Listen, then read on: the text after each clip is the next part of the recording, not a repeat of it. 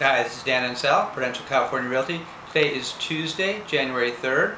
Happy New Year, everybody. Lots of information to go over today. I'm going to start with sort of local, then branch out to statewide, and then nationwide, and then some of the reasons why things are happening here. Locally, Montecito for December. 13 closed sales. That's down about half of what it was. It was 25 in December of 2010, so down quite a bit. But not too far off from other Decembers there. Just last year sort of ended very strong there. Only 14 new listings in Montecito during December.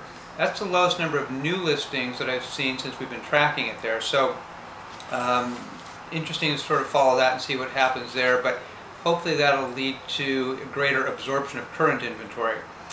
For the Santa Barbara area as a whole on the south coast here, 163 closed sales during December. Have to go all the way back to December of 2005 before you had a December with more closed sales. So a good, strong month for the South Coast as a whole there. 118 new listings, that's about average what we've been seeing for Decembers there for the last several years there. Statewide in Southern California, headline here, Southland November home sales rise, median prices below a year ago.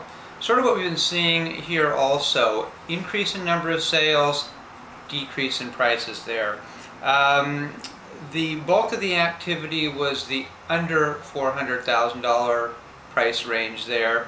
Above $500,000 activity is actually down 16% compared to a year ago there. So again, more sales at the under $400,000 price range there. Distressed properties, either foreclosures or short sales, accounted for about 51% of all sales in Southern California. Not the peak, certainly down a little bit from the peak, but still an alarmingly high number of sales there. Jumbo mortgages. Jumbo mortgages during December accounted for about 14% of all loans that were out there. Prior to that, prior to the financial breakdown in 2007, jumbo loans accounted for about 40% of all loans out there, so we're down about 1/3 of what they normally would be during normal market conditions there. So what we're seeing is a significant lack of funding available at the higher end market there. Nationwide, headline here, the Standard & Poor Case-Shiller Index of the 20 largest metro areas in the country, prices were down in October in 19 of those 20 metro areas. The only one that's actually up, surprisingly, shockingly actually, was Phoenix area there, but the rest of the country still declining there after actually quite a few months that they were improving. So not really sustaining the momentum in the housing market like they'd like to see. One of the reasons for it, one of the headlines here, lower credit scores slow housing recovery by thwarting sales. Been sort of a double whammy here in the last couple of years there.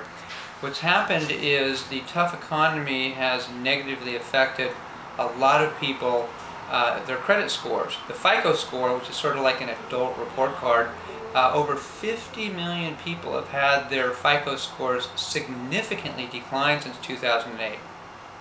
That's challenging because at the same time that their scores are going down, lenders have actually ratcheted up the credit requirements for buyers.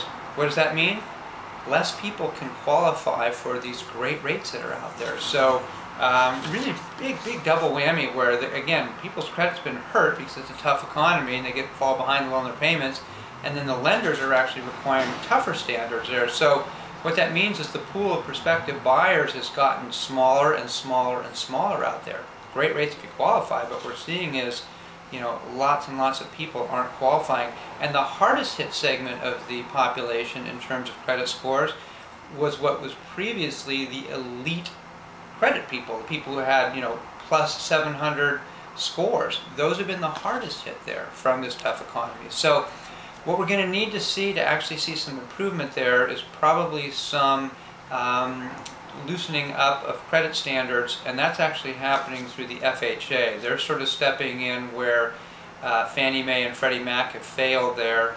They're going to become the go-to lender for people and actually be a little more forgiving on credit scores and allowing a little more leverage to buyers. So hopefully we'll see 2012 be the year where the FHA becomes sort of the go-to lender of choice out there. So that's what's going on right now, sort of locally and nationwide out there. And hopefully later on this week I'll do a year-end review of what happened along the South Coast for 2011 and then my projections for 2012.